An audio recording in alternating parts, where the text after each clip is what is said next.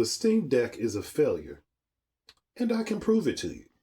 Hey there, folks. Andre, the Game Idea Guy here. This is another Gamer's Thoughts discussion, and I know that the opening to this was very jarring for some people, and there are people that are already geared up, ready to tell me how I'm wrong and that I'm misrepresenting things just by that opening statement, with no other context given to it, without understanding why I am saying what I am saying, and I am perfectly fine with that. Again, I said this is the year of the heel turn for the Game Idea Guy, and I'm sticking to it. I've said it on the Winging It podcast, I'm repeating it here. This is the year of the heel turn for the Game Idea Guy. That doesn't mean that I'm going to be any less factual. That doesn't mean that I'm going to be any less deeply thought. That just means that I'm not going to give as much of a care about sparing people's feelings over what I have to say. So, the Steam Deck is a failure. And if you disagree with that, that's fine. I understand that you have a bias towards it. I don't have a bias about the facts that I'm about to lay out in front of you. This is just me observing things and looking at what I see and comparing the success of the Steam Deck versus the failure of other devices that have hit this market repeatedly. So if someone is agitated about the fact that I do that, that's on them. But if you're willing to at least listen and kind of get an understanding of what I'm talking about, then that would make more sense to you. So, first things first, I'm going to start off with a comparison of the most recent of failures that people have to mind. The one that everybody says is catastrophic, could have ended Nintendo, despite the 3DS being a success right next to the Nintendo Wii U, but it seems like people forget that there is not a separate company called the Nintendo 3DS, which is something that Jay has said multiple times over on the podcast.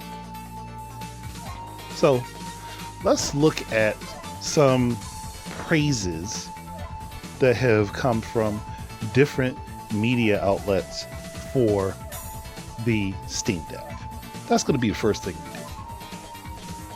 So now I'm going to go over a few quotes and or headlines that I have found just searching around to get an idea of how the media views the Steam Deck in general.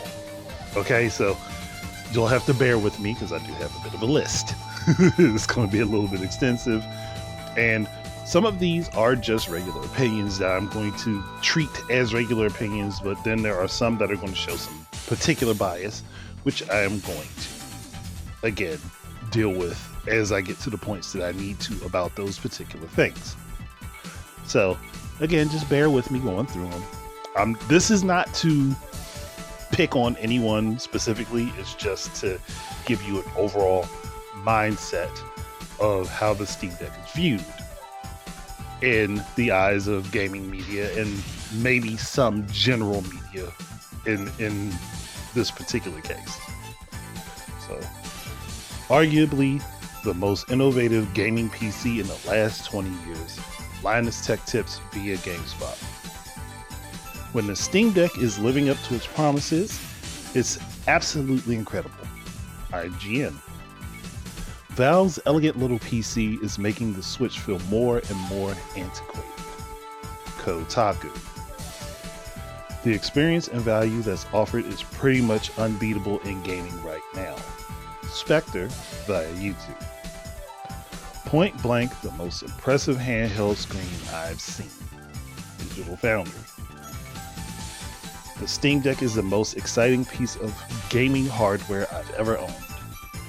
PC Gamer, as kind of expected from them though. The Steam Deck OLED is the best gaming handheld, period. The Verge. Gizmodo. Valve's Steam Deck is a triumph of experimental hardware that actually works.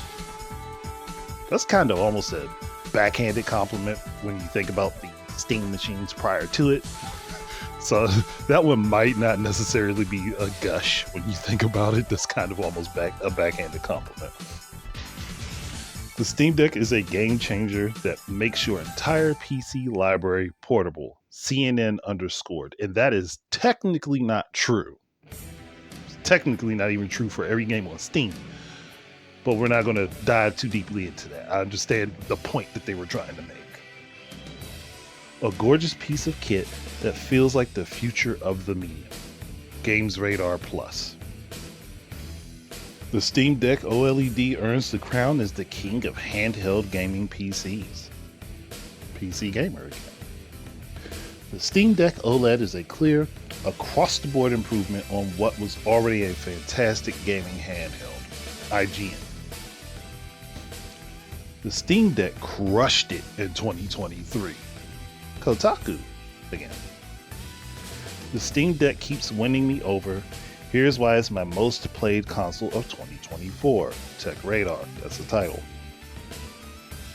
Steam Deck OLED review, a beautiful display upgrade, and so much more. Digital Foundry. The Steam Deck OLED has completely replaced my Nintendo Switch. Esquire.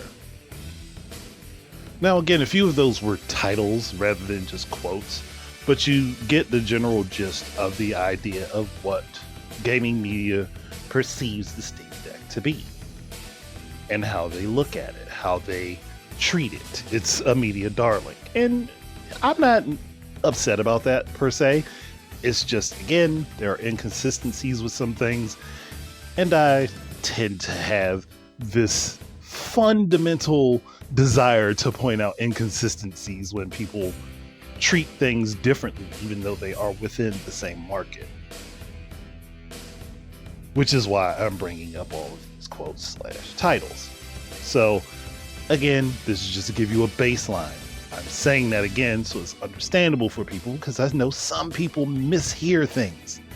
And I want to make sure that you absolutely heard what I said, so that you don't misconstrue what I'm saying and rant about something I didn't say, which happens so often that is irritating.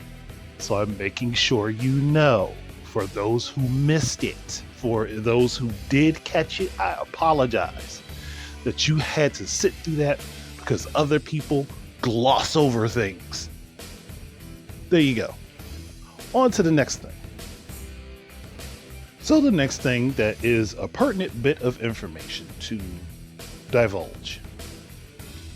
Valve doesn't give exact numbers on sales for the Steam Deck because they technically aren't required to, since they are a privately owned company as far as I know. They aren't beholden to any shareholders, so they don't have to release any yearly IR reports. However, there have been people that have been able to reverse engineer information to get a roundabout idea of how many units sold the Steam Deck has. And let's be honest, if Valve was out here killing it in large quantities, they would tell everyone, because they'd want to gloat. And at that point, they deserve to gloat.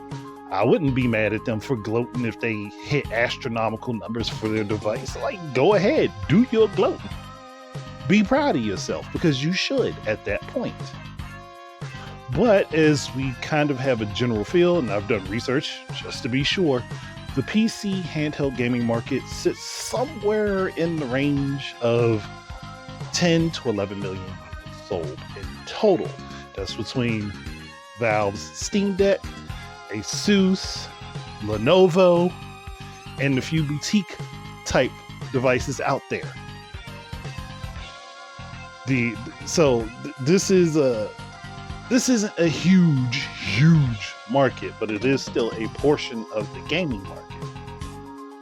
So in that frame of roughly 10 to 11 million units, Valve is seen as the one that has sold the most. So on the higher end, they're 6 million. On the lower end, they're 4 million. So just to be as even as possible, I'll say for this particular discussion, that doesn't mean it's a definite number, but for this particular discussion, we'll say that they're around 5 million units to be fair, because it's basically a rounding error at that point. it's not a huge difference. Either way, they have sold roughly about 5 million units. And again, this is treated as a runaway success. Now, I get it that prior to Steam Deck coming out, not a lot of handheld PCs really made a major splash in the market. And I get that. Now, I mean, not a lot of handheld gaming PCs really made a big splash in the market. It was a floundering industry for a good long while. And it's still not very big. So I will consider that in what I'm saying. But that doesn't change the factual standpoint when we have these estimates. And the 4 to 6 million came from people kind of just reverse engineering from what the total market seems to be, which is again at 10 to 11 million. And knowing that Valve takes up the majority of it, that's where the 4 to 6 million came for the Steam Deck. I went through as much information as I could to make sure that this was kind of the consensus. So that's why I'm going with the 5 million, just because that's the number in the middle. It's the most even place to stand. And again, whether it's higher or lower is simply going to be a rounding error. But let's keep that in mind, that this is considered a success, a major success, when you're looking at the device itself as far as like how well it's doing. Based upon everything that I've seen so far when it comes down to this, everybody loves it. It's a runaway success. It's considered a huge success. But it has such small market penetration. And when you look at the things that I'm about to say, this is going to hurt some people. Other people are going to laugh. I'm just stating the facts. If you don't like it, I really don't care. That's all there is to it. If you don't like it, I don't care. If you're here for the memes of it, cool. If you're here for the information, cool. If you're here to cuss me out because I pointed out something you don't like, cool. I really don't care at this point.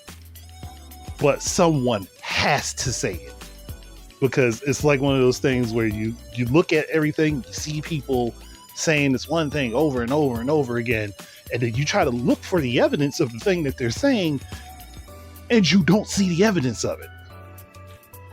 But you do see evidence of other things that they've done that contrast that thing that they're saying, that is the complete opposite of that thing that they're saying. And then you look at it and like, something's not right here. Something is not right here. But we'll get to that. Moving on. Now, for immediate comparison, let's look at a machine that was a very recent considered catastrophic failure in the eyes of many across the globe. It's the Wii U. I've talked about this daggone platform so many times on this channel. If you've been here, you already probably figured out that was the next thing that was coming up. So, the Wii U,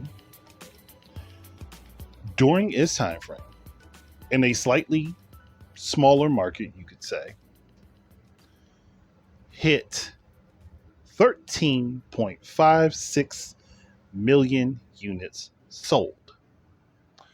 This is following the Wii selling 101.63 million units the prior generation. That is a 13.34% conversion rate. Now, that is previous users to next generation. Keep that in mind. Steam Deck, again, roughly at 5 million units sold, being the biggest in the handheld gaming PC market, is considered to be a huge success. How many monthly active users are there on Steam? Anybody know off the top of their head? Averages are around 132 million users per month. It fluctuates a little bit, but that's around what it is. And that's active users. That's not the total user base on Steam. That's just active users. The total user base on Steam is definitely higher than that. It is considered the biggest gaming platform, as far as I understand, the biggest individual gaming platform. But they can only get 5 million people, roughly, to purchase it. That is a 3.78% conversion rate. And that is with this machine being heavily advertised, Steam's front page, again, the biggest individual platform on the market. Now, someone will say, well, Andre, you can't expect that everybody that's gaming on Steam to just go ahead and buy a Steam Deck. No, I wouldn't expect everyone on Steam to purchase one. Then, well, it's not in big box stores. It's not in Target. It's not in Walmart. True, it's not there. But does it really need to be? Especially when you, again, have 132 million active users in a month who, on a regular basis, see the Steam homepage. Yeah, I know there are some people that leave Steam wide open like I do all the time when on my PC. I don't normally close it. But anytime I'm going into the Steam store to purchase anything, which requires me to go back to the homepage, the Steam Deck is there. It is there. It is advertised. And I expect that if it's advertised for me, who has not jumped on the bandwagon to getting one, even though I do find it interesting and I've considered it, but I'll probably go with another handheld. It's there. It's being advertised right along with Steam's other stuff, but it's being advertised. Well, the Steam Deck not selling that much doesn't make Steam unsuccessful, and I'm not arguing that Steam isn't successful. Not in the least bit. Let's just keep that in check here. I'm not talking about Steam being a failure. I'm talking about the Steam Deck being a failure. I'm talking about the hardware being a failure, not the platform. Again, let's make sure that we are concise on these things before someone runs to that argument. And I know that's one that will come up. Steam is successful even without the deck. Obviously, I'm not talking about Steam. I'm talking about the Steam Deck. You know, the platform that got dropped on the biggest library that is available in gaming history. The biggest consistent library that is available in gaming history. That platform has access to and can't move more units than a failed Nintendo console. The most recent failed Nintendo console, the one that everybody calls a failure. Keep that in mind. Now, remember that the Wii U has basically been trashed from beginning to end, and even now it's still getting trashed. IGN, I think just last month, talked about the Wii U's 13.56 million units sold for just the hardware being paltry. But IGN has also praised Steam Deck for being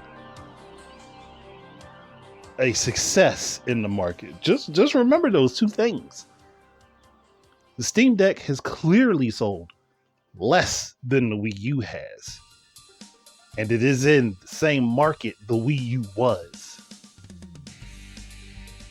But the Steam Deck is being considered a success and the Wii U is not. And we're not even talking about the fact that Nintendo made money on every Wii U sold, because every Wii U sold had to have one game at least purchased for it, unless somebody is out there just hoarding them to themselves, which kind of would have been stupid, but you get my point. It still had a pretty good attachment rate of 6 to 8 pieces of software sold per unit. So either way, Nintendo made money on the machine. So even if it was a failure that still made money, just not as much as they had hoped. That's where I say the failure state is. It didn't reach expectations, not that it just didn't make any money. It just didn't reach expectations. But for context, I'm going to give you some headlines / quotes that were happening during the time the Wii U was on the market. And I'm also going to compare it to the number of units sold up until where Wii U meets or exceeds the Steam Deck. I'm not even going to go over the complete total number of units that the console sold. I'm just going to go up to where it meets it. And it's in the same territory. Okay? This is going to be interesting for people. So, IGN. 2013 Wii U sales look dismal. Sales have fallen off a cliff, worse than any week for the Wii, Xbox 360, or PS3. And the Wii U's global sales at this time was 3 million units. This was March of 2013. Tech Radar. Nintendo shocks the world amidst the Wii U suffers from lack of games. Can upcoming Wii U titles really salvage a flailing console anyway? At this time, global sales units were 3.45 million units. This was April of 2013. IGN. Nintendo should look to new hardware. Flogging a dead horse. 160,000 units is dismal. It would be sensible to think about launching a new console. Total sales units for the globe at this point, 3.61 million units. August 2013. Kotaku. One of the biggest disappointments of 2013, Nintendo didn't really manage to deliver. We don't really think the Wii U is a must-own. Wii U global sales around this point, 3.19 million units sold, December 2013. Digital Foundry. Matching the momentum of the PS4 and Xbox One seems highly unlikely. Wii U will possibly continue to sell in small quantities. The bet they made wasn't the right one. Global units around this time, 5.86 million units, January 2014. This is where I'm stopping. So, if we're looking at this objectively, the Wii U sold around the same number of units the Steam Deck has throughout 4 years within 2. And then it went on to sell 13.56 million units after that. And it only stayed on the market as the home console for what, another 2.5 years? That means it picked up in momentum selling. It didn't do astronomical numbers, but it still picked up in momentum. What is the Steam Deck at again currently? Roughly 5 million? Give or take a million? And it's been on the market for 4 years now? 4 years. But the Wii U was being trashed when it had more than half of the Steam Deck's sell-through within the first year of its existence. Again, these are the facts here.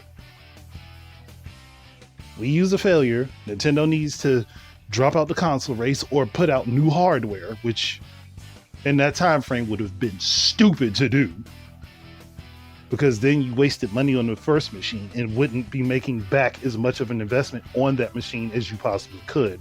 So that would have been the dumbest move to make. Two, another thing people keep saying for some reason, even though everyone should know this by now because it's been stated multiple times over, Nintendo immediately starts R&D on their next machine the moment the one that they have been working on goes live for sale. They literally do start working on the next machine the moment the one that they are trying to put out is out. That has always been the case. It's not a new thing. They have always operated like that. It's just so that they could get ahead and brainstorm ideas. And that doesn't mean that physical units are being produced. That means concepts are being thought up, drawn up, and being worked on. They're always going to be like that as far as putting out consoles is concerned. Now, if they ever pivot from consoles, we'll see a change. But until that happens, that's how they have worked and always will work. But do you see the difference here? The different treatment, even though the failure has outdone the success. If that broke your heart, I'm not apologizing. That's just the truth of the matter. But let's move on to the next thing. And here's where we get to the meat and potatoes of the discussion.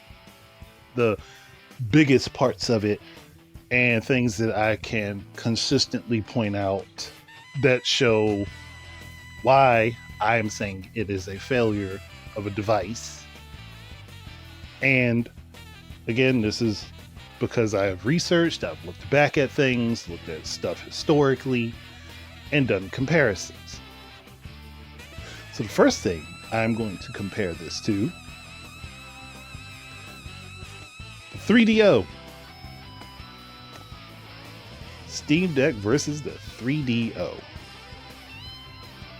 Now, for those of us that were around during this time frame who understand what went on with the 3DO, I had two of them. I had the Panasonic one that had the flip top, and then I had the Gold Star 3DO that had the pull-out drawer. I had two of them.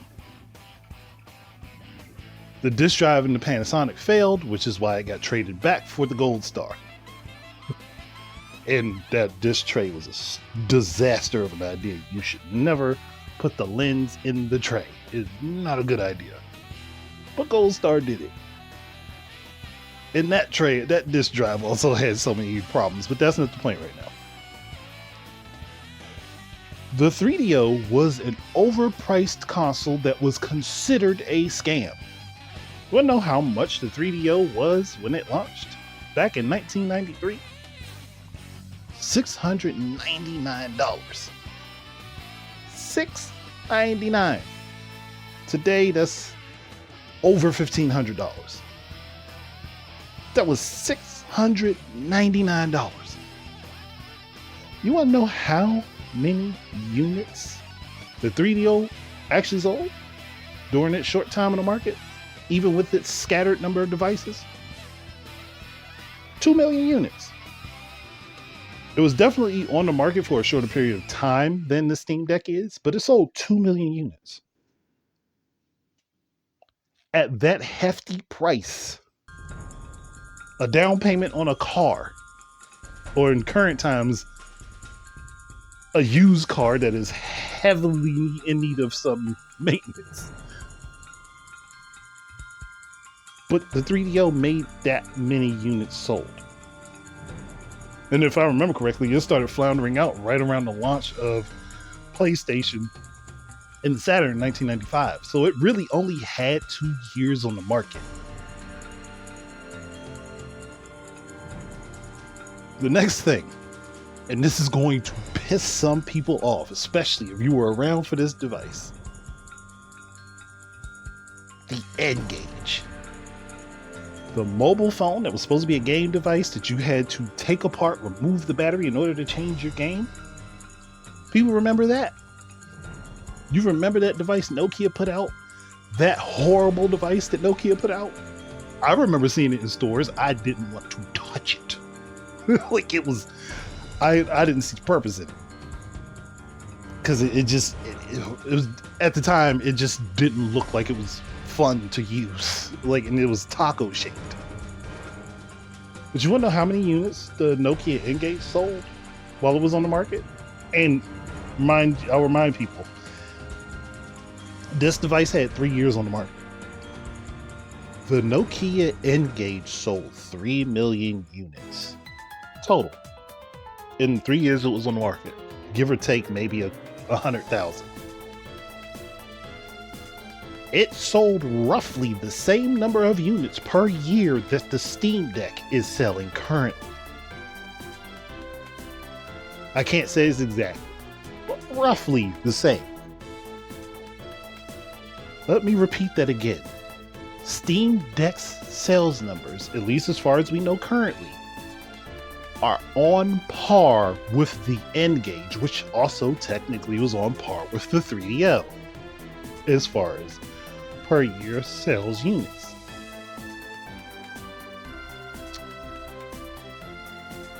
Both of those are failed devices again. Just to put that out there, they are failed devices.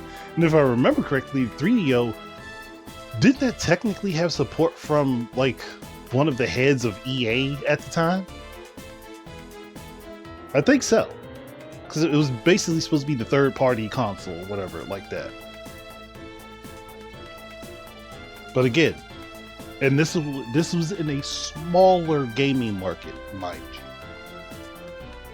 A smaller, lesser known gaming market. Sure, they were physical in stores, and we didn't have online sales back then. They may have actually sold more, which is the ridiculous thing to think about. But there wasn't a whole lot of online or ship to ordering for consoles for people to pick up. And when I say consoles, that means home and handheld. Handhelds are called consoles as well. That's why we use handheld as a modifier in front of it.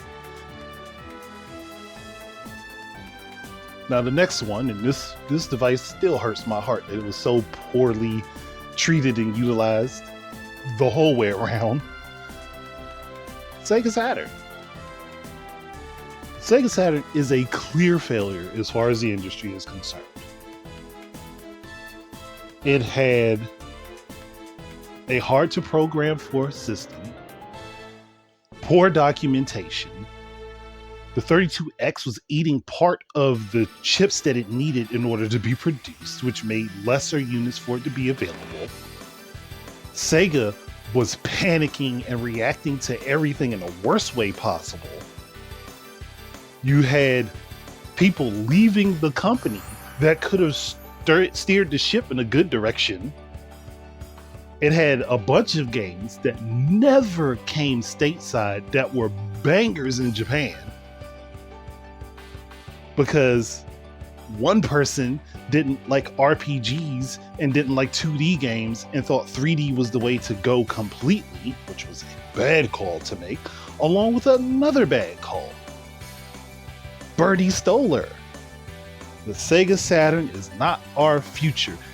E3 1997, while the console is still on shelves, while refusing to import the games that were actually doing very well once Japanese developers actually figured out the machine that had so many better versions of games over there that never came stateside or even made it to Europe because of one man.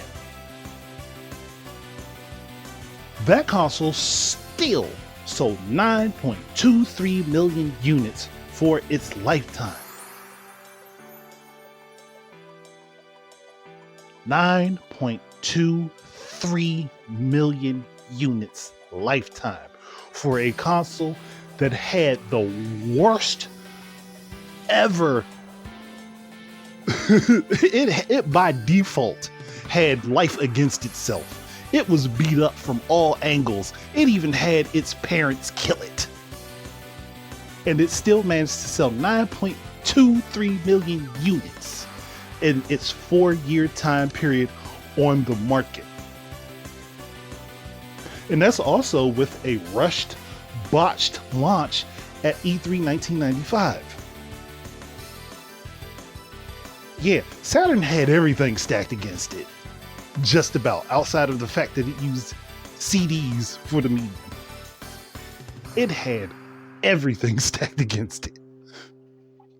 And I'm actually going to do a discussion about that, but that's a separate thing.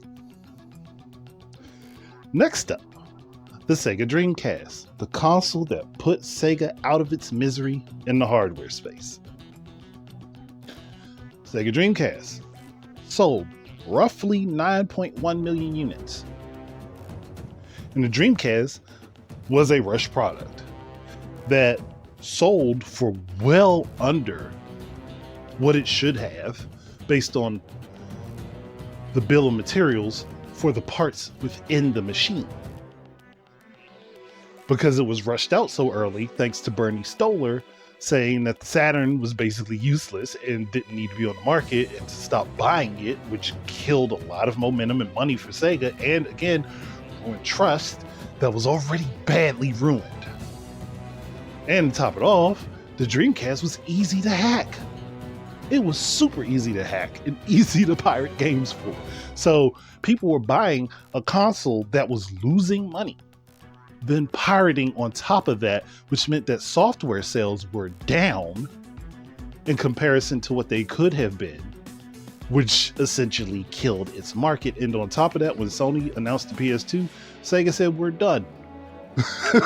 We're done. We can't compete with that, even though they technically could have, but we can't compete with that. We can't compete with that at that level and still remain profitable. So they became third party.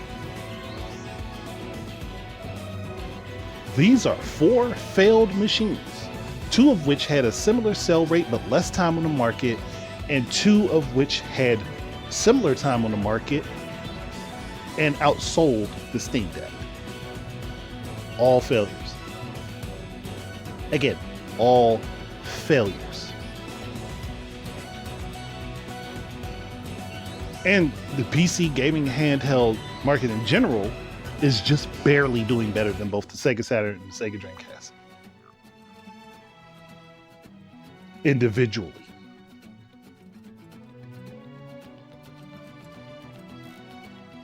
That is something to think about. That is a stark contrast. And then you move over to the Wii U, which has, again, outsold the Steam Deck. And I know there are some other arguments coming, and I think I can predict them. So give me a moment. We'll move on to the next thing really quickly. But Andre, the Steam Deck is a luxury device. It's not necessary for playing games on Steam. Trap card activated. Yes, the Steam Deck is a luxury device. That still doesn't absolve it. You wanna know why? Because there is another luxury device on the market, and technically all gaming devices are luxury devices, but if we're taking it to the extreme, say you're already invested into the ecosystem, we're carrying it to the extreme here. PS5 Pro is a luxury device too. It is a more expensive luxury device at that. The PS5 Pro came out, what, like a year and a half back? So it came out after the Steam Deck.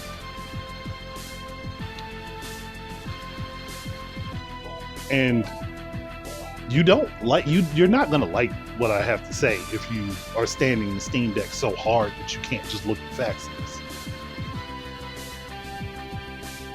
PlayStation 5 in total has roughly 92.2 million units out there available for people to use. PS5 Pro is roughly 13% of that. You want to know what 13% of about 92 million is? Can anyone guess? It's about 12 million. Drop a couple 100,000 off of it. It's about 12 million. 12 million units sold for the luxury PS5. That is more expensive and got even more expensive thanks to tariffs. The luxury PS5 without the stand and without the disk drive, which are also an additional cost tag, sold more than double the Steam Deck in less than half the time. So you can't use this a luxury device. You can't use that argument. If something came out right after it, not even right after it, if something came out after it, it overshadowed it. So let's not try that argument. Let's not try that argument. Oh, the next one. But the Steam Deck isn't just a gaming device, it's a PC. Oh, so were the Commodore 64, so was the ZX Spectrum, so was the Nintendo Famicom. Those were all computers. Famicom, family computer.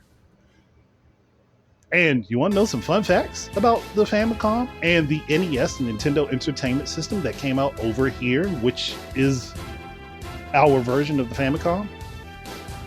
The NES works with Famicom peripherals. So if you wanted to use your NES to build a game using the basic, I think they called it Nintendo Basic, with the keyboard and the cassette deck that they had for the Famicom, or is it Famicom Basic? It's something basic. You could hook the machine up to it and actually have it work.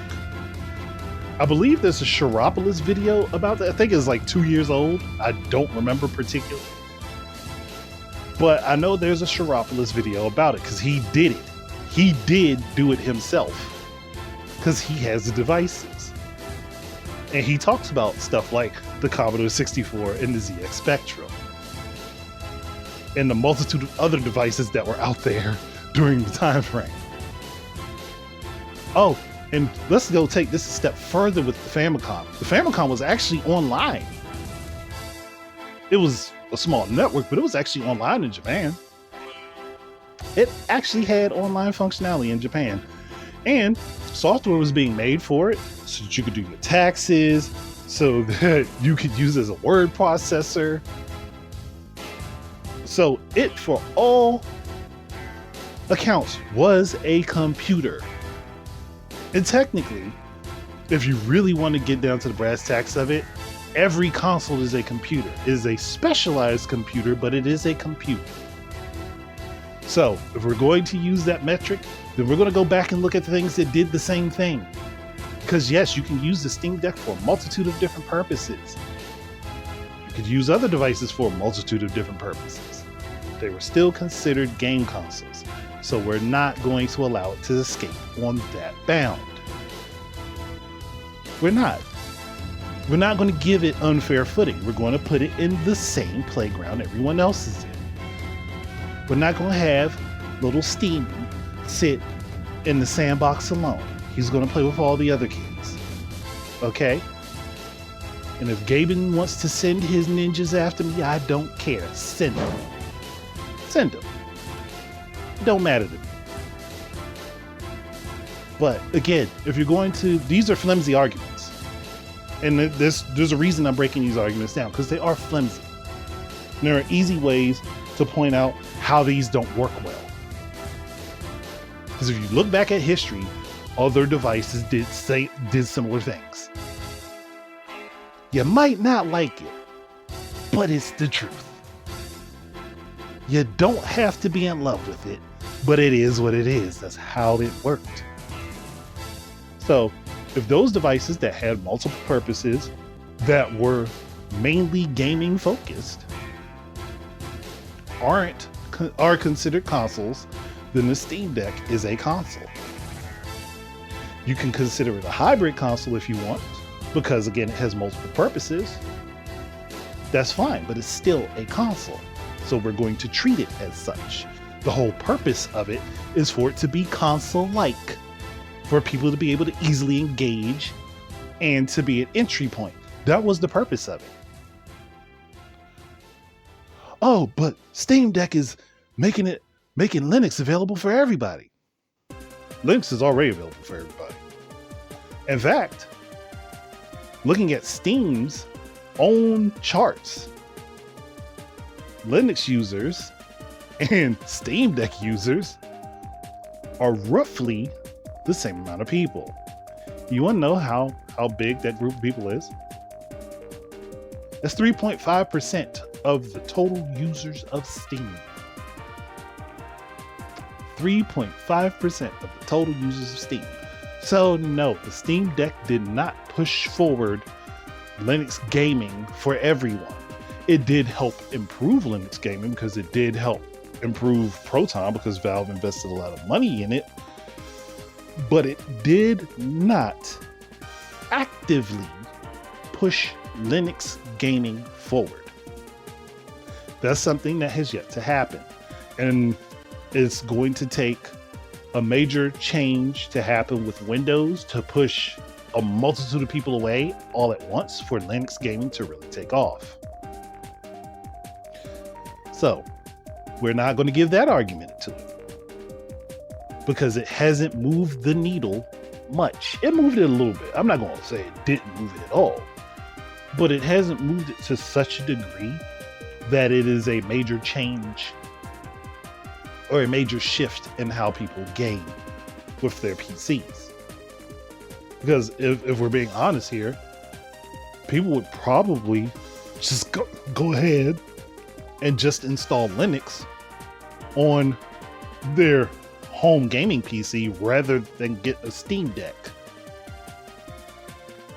See where this is going? See how this is working? Hell, they could even take Steam OS and just install it on their PC if they really wanted to. And they'd still get better performance than the Steam Deck. So it's not doing a whole lot for Linux gaming on its own. It is helping, but it is not the reason for it. So again, we're going to keep things consistent. We're going to keep things true and logical here. But I'll also take things a step further. If EA, G.I.G, or Epic released a machine similar in purpose to the Steam Deck, which was to be an extension of their PC launchers, which was basically embedded with it and allowed you to play games that are in your current account, that was a modifiable device. And it did around the same thing the Steam Deck is currently. Any one of them would be treated as failures, especially Epic, because people have a very big dislike of Epic for what they did when it came down to the PC market and trying to make games exclusive to their launcher versus Steam, or to hold off on Steam getting certain games and letting Epic have them and at a lower price for a certain amount of time. So, if any of them did the same thing and they had the same result, they would not be treated the same way that Steam Deck is being treated. And that's something that's very clear to me. Again, just looking at how people view these particular companies. Now, G.I.G might not be treated as poorly as EA or Epic would, but they definitely wouldn't get the same sort of love and reprieve that Valve is getting. They just wouldn't. And I can say that for a fact, because again, Steam has more active users. G.I.G does have a good amount of people that support it. I'm on G.I.G. I'm actually on all of these platforms as far as the PC is concerned, because I pay attention to the gaming deals. Wherever the deals are, that's where I'm going to go get the games. But even with that said, Steam, or Valve, I should say, gets preferential treatment. And I understand that they do. I understand why they do. But if you were to compare others in the same situation, or you gave others the same exact situation as them, they would not be treated the same way. It's just not going to happen. And that's down to perspective. That's down to how people look at the company or the device. Because it's easy to hate Nintendo. Everybody dislikes what they do. Not everybody, but most people dislike what they do. And whether you understand the reasoning behind what they do or not, a lot of people just don't like it. So it's easier to hate Nintendo. Heck, look at the Switch 2 right now. It's doing very well. People are still hating on the device and calling for it to start failing. Even though it technically has already bridged past where it would be considered a failure. But still, people are basically saying, well, sales are going to fall off. Like, how do you know sales are going to fall off? How do you know Nintendo doesn't have plans to keep the momentum going like they did with the Switch? You don't. Hell, the Switch even still gets hate. So, I mean, it's one of these things where it's a perception of how people see things, how they treat stuff. Sega got treated poorly because of decisions that they made that people didn't like. It happens everywhere. Ubisoft, if they made a console right now, they would get lambasted if they had the same results as Valve does with the Steam Deck. They'd get lambasted. They'd be buried so deep you'd find them in the core of the earth. And that's true, because Ubisoft has done a lot of things people dislike. Activision Blizzard, same thing. It is perception of what people see as to how they treat certain things. How they feel about something is how they treat it. When I look at a device, I'm not looking at the company. I'm looking at the device, which is what I'm doing here. But we're going to move on. Overall, when you look at the Steam Deck, it has every reason to be a highly successful device. It has every reason to. It's well loved by the media as well as people who own them. It is well loved by its parent company. It's not being internally sabotaged. It has the biggest library as far as we are concerned in history. It uses micro SD for storage expansion. It doesn't have proprietary memory cards like the PS Vita did. And to top it off, it's a really good piece of tech. So it's got all of the reasons to be a highly sold platform. It's advertised on, again, one of the biggest marketplaces available for technology in general, but like nearly the biggest one in gaming as far as active user base. So there's literally no reason that it should not be performing better as a piece of hardware. And when you move it to say, oh, well, it fits this category, but not that one, or it fits this particular category and not that one, then you are essentially saying that it is not a piece of hardware that is worth its own weight, which to me, looking at it holistically, it is. But if you have to move it to a separate category, move it to a separate playground, you are conceding it's not worth it. Whether you are intentionally saying that or not, you are conceding it's not worth it. Because it's still in the same marketplace. It's still competing for the same amount of time. It's still trying to take your attention. And all of those tech enthusiasts and people out there who praise it, that are out there just, glazing Valve at every turn, they more than likely aren't playing on the Steam Deck. Or if they are, they're not playing on it very often. Because they're so busy focusing on different new pieces of tech. And if they are gaming, they have rigs that are probably $3,000-$4,000 for their studios that they can use for that. So it's one of those things where you look at it, it's unexplainable why this thing hasn't sold more. And it should. Well, Andre, Steam basically made a market that already existed, mind you, for handheld gaming PCs. They showed that people were interested in being able to take their games from their home on the go and play them. That's why the Asus ROG Ally and the Lenovo Legion Go exist. You could say that, but you could also point to the Nintendo Switch, which came out before all of them, that took the concept of being able to play your home console games on the go with one device, because all of the stuff you need to do it comes together. You could literally say that.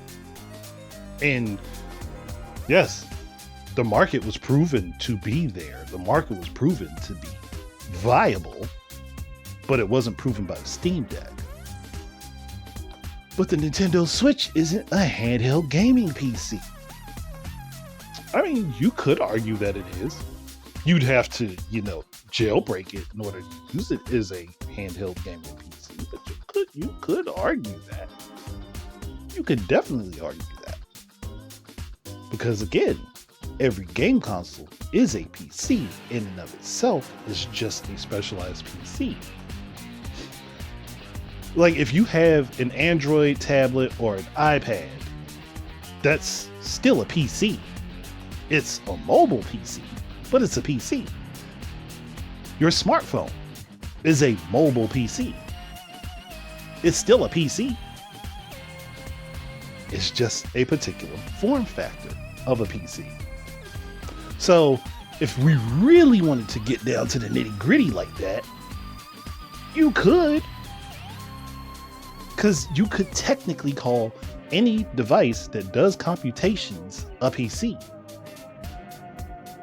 There are specialized PCs that have particular uses, but they would still be PCs. They're still computing things. And let's be real. If the Nintendo Switch wasn't a success the way it was, there wouldn't have been a Steam Deck. Let's be honest. There would not have been a push for a Steam Deck if the Wii U hadn't existed. Not the Wii U. The Switch hadn't existed. Slip. There wouldn't be a Steam Deck if the Switch hadn't existed. And to be honest, with the Switch using, ARM for its computing, that works better for Linux than, for at least for portable, than x86 architecture, which is what's in the Steam Deck. And there are mobile-based gaming devices out there that can play PC games.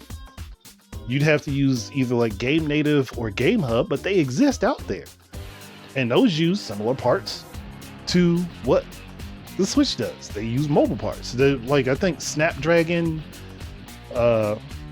is the most common used for most of them. Like the AIM Odin 2, the Pro, you can put Game Hub or Game Native on that and play stuff from your Steam library, your G.I.G library, and your Epic library. Hell, if you take your time with it, you could even get stuff from your Amazon Games library and load it directly into it in either of those layers and still play the games. You'd have to download the stuff from your computer and put it on there. There's a little bit of a process for it, but you can still do it. So again, I'm trying to be as thorough with this as possible, because it takes actually breaking these things down for people for them to actually understand it. And I'm going deep into this on purpose. There are plenty of mobile chips out there right now that can play home console quality games, PC quality games. They are out there. You have to find them, you have to pay for them. Some of them are a bit expensive. Some of them are roughly around the same price as the Nintendo Switch originally was. Some of them are around the same price as the Switch 2. Some of them are as expensive as the current Steam Decks that are on the market. But you still have access to those quality games. You also still have access to your mobile library if you wish to have all that stuff together. And you can still update them with cheap storage options, just like you can do with the Steam Deck. So, are we going to give Steam the credit for something that was already won? It was already there. It already existed. It just wasn't popular. And the Switch brought attention to that particular niche in the market, which is why it started to grow.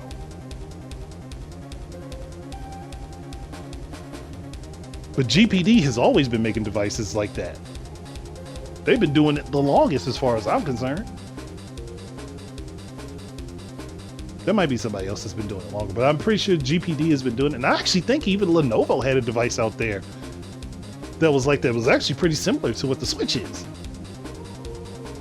So, are we going to give Valve the credit for that? No, I'm not giving Valve the credit for that. Other people had already started the market. Valve may have made a splash, but they're not the reason it exists. So we're going to stop giving them the credit for that.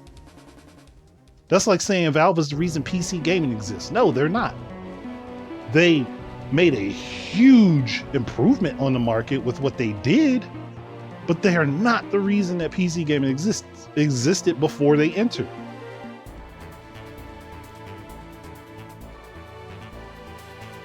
Well, man, Steam Deck is still a success either way. I don't care what you say. Well, that doesn't make a difference. This is a successful PC handheld. It's not in the same market as consoles. So PCs aren't in the same market as consoles then? Because I see people talk about them all the time in comparison to each other. If they're not in the same market, then they shouldn't be compared, right? They're in the same market. They're playing the same games. They're being compared to each other on a regular basis. They are in the same market. Yeah, if you want to say that the Steam Deck is the most successful PC gaming handheld out there, sure, I completely 100% agree with you on that. It is the most successful gaming handheld PC on the market. There's not really in denying. It is the one that has taken up the majority of that specific small piece of the overall pie. It is definitely the biggest in that small pond. But when you compare it to the whole ocean, it is a tiny bit of the ocean. So let's not pretend it isn't. It is a tiny bit of the ocean in general. which isn't a problem. It can still be a great device. It can still be an interesting device. It can still be this boon for PC handheld gaming. It just, by market standards, is not at this current time a success. How long it will take to get to that level, I have no idea, or if it will even reach that level. If we are going to give the metrics for success, which generally most people, I believe, consider below 20 million to not be a success, that would be mass market appeal. If anything below that 20 million mark isn't a success, then the Steam Deck falls into that category. It is a device with the purpose of gaming being the reason for its existence. If you want to argue that the Steam Deck is there because Valve needs to be able to have a backup plan in case Microsoft does some horrible stuff with Windows that shuts out people from being able to access Steam, which would literally be 96% of their market range, you can say that. Though, at that point, most people will probably end up either one, swapping completely over to Linux, or just dual booting. Either way, people aren't going to just abandon their libraries on Steam. At least not wholeheartedly. I'd hope not. Somebody's going to abandon it. I myself have over 1,000 games in Steam. But you just can't treat it separately of the market when it's in the same market. I don't see that as a fair way to treat it. And when you sugarcoat things like that, you kind of miss the point. Steam Deck is a great innovation for what it is. That doesn't mean it's mass market successful. It is the most successful gaming handheld out there. Cool, great, awesome. That doesn't mean it's a success in general.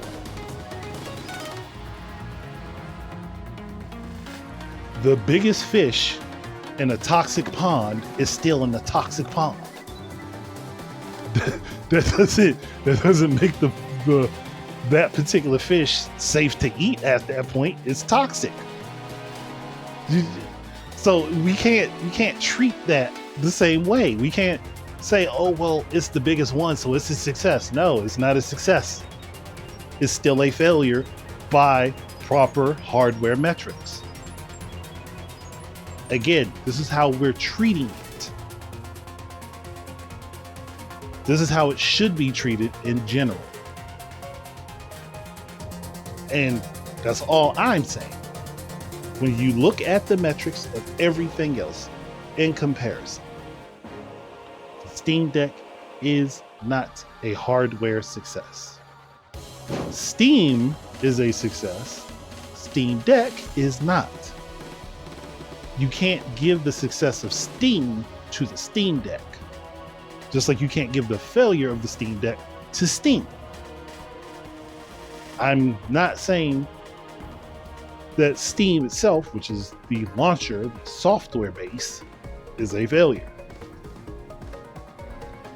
Steam Deck, which is the device, is a failure.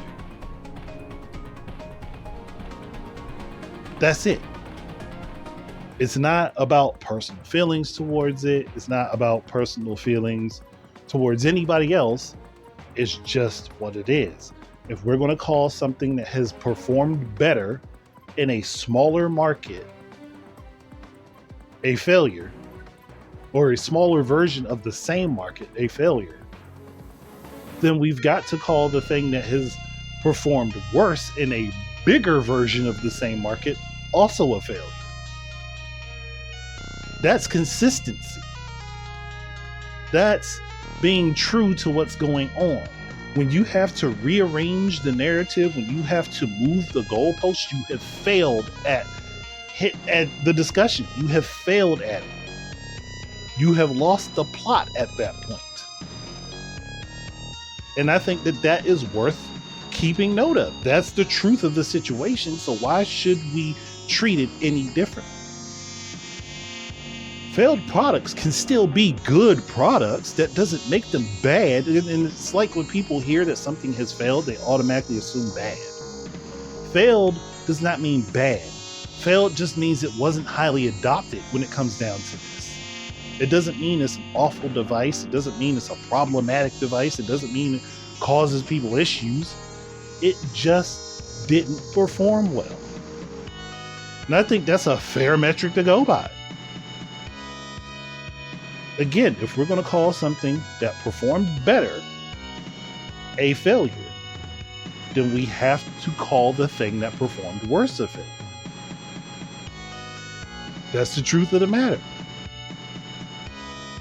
If the Steam machines that are currently come out and they sell 20 million units, success. If they sell anything below that, failure. Simple. It's not a thing of personal like or dislike. That's just how that's been the metric generally as far as I've been concerned, or as far as I've known. Maybe 20 million might be a little high a bar, but that's mass market success. And you can't say that Steam itself isn't a mass market. It is a mass market. If you have to turn to saying the Steam Deck is in a niche, it is an experimental machine, and Valve can have the money to put out an experimental machine and not have it do amazing numbers, then why couldn't Nintendo, when they were coming off of the Wii and DS and had a bank bigger than what Steam currently has? So we can't treat the Wii U as an experimental device that just didn't catch on in the market in a major way, but we can treat the Steam Deck like that. We can say it was an experimental device and it doesn't have to sell well because it was an experiment. Okay, why can't we do that for the Wii U? And why do we also ignore the 3DS? Now, Sega had to get out the console market because they were hemorrhaging money. Nokia dropped the N-Gage because they weren't going to make any money off of it. 3DO ended up being ended because it wasn't making money. It was a negative value proposition and the company couldn't handle it. The companies couldn't handle those. Nintendo could have lost money on several consoles in a row based on the bank that they made from the Wii and the DS. And again, they were still making money on the Wii U, and they were still making way more money on the 3DS. And on top of that, Amiibo, which took off, sold bangers for them.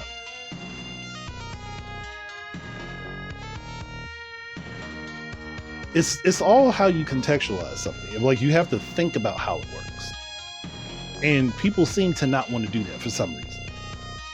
Or they have a particular perspective, so that perspective has to be the right one. And anything that says contrary to that, or anything that shows that maybe that's just not the way things are working or how they should work, ends up immediately being an issue for a lot of people. Again, I'm to the point where I'm just going to say what I feel like saying. If you don't like it, you can leave. If you do like it, stay. We'll have milk and cookies. I don't care. But at this point, it's getting irritating for people to factually give incorrect information or incorrect facts, or treat something as fact based upon how they feel about it. That's something that irritates me. If you are going to say this thing is absolutely true, and I stand on it as being absolutely true, and historically, the way that thing is working is not true, I'm going to talk about it. I'm going to say, hey, no, that's not the case. That's not how that works. That's never been how that works. It's just like with the whole argument about the Switch being an 8th generation platform, even though it literally replaces Nintendo's 8th generation platform. Because people didn't like the idea that it was the first 9th generation platform. it became an argument over it being 8th or 9th. But yet, people are calling the Switch 2 a 10th generation platform. Make that one make sense. Yeah, there are a few outliers that are saying it's 9th gen, but that's not the majority. So we have the majority pushing for the Switch to be 8th generation, and also for the Switch 2 to be 10th generation, even though the Switch fills the spot for the 9th generation. Again, facts over feelings. Now, if anybody, and I mean, I'm always open to being corrected, so if anybody's got any factual information that sits contrary to what I am saying, or any of the points that I have gone over, please present it. I am willing to listen. But if you end up running into things that I have already said in this discussion, I'm not going to be nice about it. I'm just going to tell you, I'm not going to be nice about it. Because if I've already gone over that point and you make that point in the comments, I'm not going to be kind about it. Again, this is the heel turn for the game I didn't got. You ain't got to like it. You ain't got to stay for it. But if you're going to stay, you're going to deal with it. But I've said enough on the topic. I think I've made a good enough point about it. And because I did say something about this earlier, I actually am making a what if discussion. One, to correct a wrong I had spoken about the Sega Saturn. And two, to actually go over what could have really happened with this device. Because it got treated so poorly and Sega made so many horrible choices that there is a potential chance that the Sega Saturn could have been a success.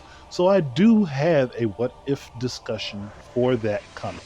One that again corrects a past mistake, and two that actually goes on to talk about things that could have been done. And you know, home brewers are actually proving some of the things that I was going to say in that discussion true, and I didn't even know it was happening until this week. So, and I'm recording this the first week of March, just so you know. But that's it. So if anybody's got any other questions, comments, whatever, put them down. We'll hash them out. Otherwise, thank you guys very much for listening and keep your eyes and ears out for more stuff from me. And until the next time, enjoy your games in. Peace out, everybody. Okay, so that was the end of the discussion originally, but then there were 2 points that were brought to my attention that I just could not ignore. And it makes sense that these 2 things would come up. And you know what? I should have thought about that. I was trying to plan ahead of most of the different things that I could see people say, and these 2 did catch me unawares. And it's not because I didn't think that these were possible, but just simply because they weren't in the forefront of my mind. But these 2 arguments are things that we already have seen other examples of in the industry that have gotten totally different responses. So I'm going to bring them up. The first thing at all, is that Steam Deck is not keeping up with demand. It is selling out constantly, according to Valve. It's not keeping up with demand. Now, there are 2 companies that have had this situation happen to them, and they have received critical I was going to say critical response. They've received criticism for it. Those are both Nintendo and Sony, where they couldn't keep up with the demand. With Nintendo, with the Wii, and also with the Switch, they could not keep up with customer demand. And on top of that, with the Switch, it came down to scalpers also causing issues, making that demand skyrocket. Same thing actually happened with the PS2 and I believe the PS4, if I remember correctly. And I'm pretty sure, at least for the PS4 and the Switch, both companies got criticized for not being able to keep up with demand when they were manufacturing and selling more units than what Valve is doing with the Steam Deck. Let that sink in. They were catching this criticism when they were selling more units than Valve with the Steam Deck. More. And this was before their numbers got astronomical, and they were said to be creating artificial scarcity. So just put this context out there. If you are the only person selling your product, you are the only storefront selling your product, and you can't keep up with demand, even though you have the production lines at the ready, you can't keep up with demand, and you're not willing to create a brick and mortar presence. Are you not creating artificial scarcity so that you can keep pumping up the idea of the product that you are creating? Because you're not making it widely available to everyone that could potentially see it? Right? Now, the counter argument to that would be, well, they're not trying to have it just sitting on store shelves and just be paying people to keep it on store shelves. And I get that argument. I understand that argument. But that still also leads into creating artificial scarcity, because you're the only one that controls the supply line. You're the only one selling it that isn't secondhand, at least. And you're the only one that has the raw data on it. But we know it's under 10 million. But that's not creating artificial scarcity? I don't know. Sounds like it to me. But the other thing is that people keep believing that Steam Deck is making Linux-based gaming widely available to everyone. I've already made this point. And someone said that Steam Deck makes Windows gaming redundant. Currently, no, it doesn't. The number of Linux-based gamers on Steam versus the number of Steam Decks out in the wild is very close. The percentages are very close, which means no, it hasn't created the redundancy yet. It still has to cover a significant portion of the market in order for that to be considered true. So at this point, that is an incorrect statement. But you do know what would make Windows gaming redundant? Very simple answer to this. A very, very simple answer to this. It's the console market. You know, the console market that has by total outsold the number of users on Steam. That's your redundancy against Windows gaming, or having a Windows-based platform for gaming. That's your redundancy, because that's the opposite side of the tracks. Linux can get there. I'm not saying it won't. It can get there, but it currently is not. So that makes that a false dichotomy at the moment. You can't say something is basically eating into the other thing until it actually happens. With that small percentage, that's not really critically eating into Windows, especially with so many compatibility issues still happening with Proton. It's being worked on. It's definitely being worked on more because of Valve, and I'll give them credit for that. But let's not put the cart before the horse. Okay, we've got to actually get there first. You can't be in DC and say you want to be in Richmond, Virginia, and just blinking you're there. You actually have to travel the distance from DC to Richmond, Virginia. You have to make the journey to get there. You're not just there. You actually have to travel the road to get there. It's not just a simple, oh, I believe it happened, so it happened. You can't be in DC and say you're in Richmond, Virginia, and you're just suddenly in Richmond, Virginia. That's not how it works. You gotta actually build the road fully. they're in the stages of building the road. They haven't built it. They need to eat into a significant portion of gaming on Windows. And trust me, the day that Linux-based gaming is completely comparable or better than Windows gaming, and it is not yet, but the moment it is, I am jumping ship. I'm not lying to you. I will jump ship immediately. I will jump ship right over to Linux because I have no problem messing around with settings and figuring out how to get things to work. So that's not my issue.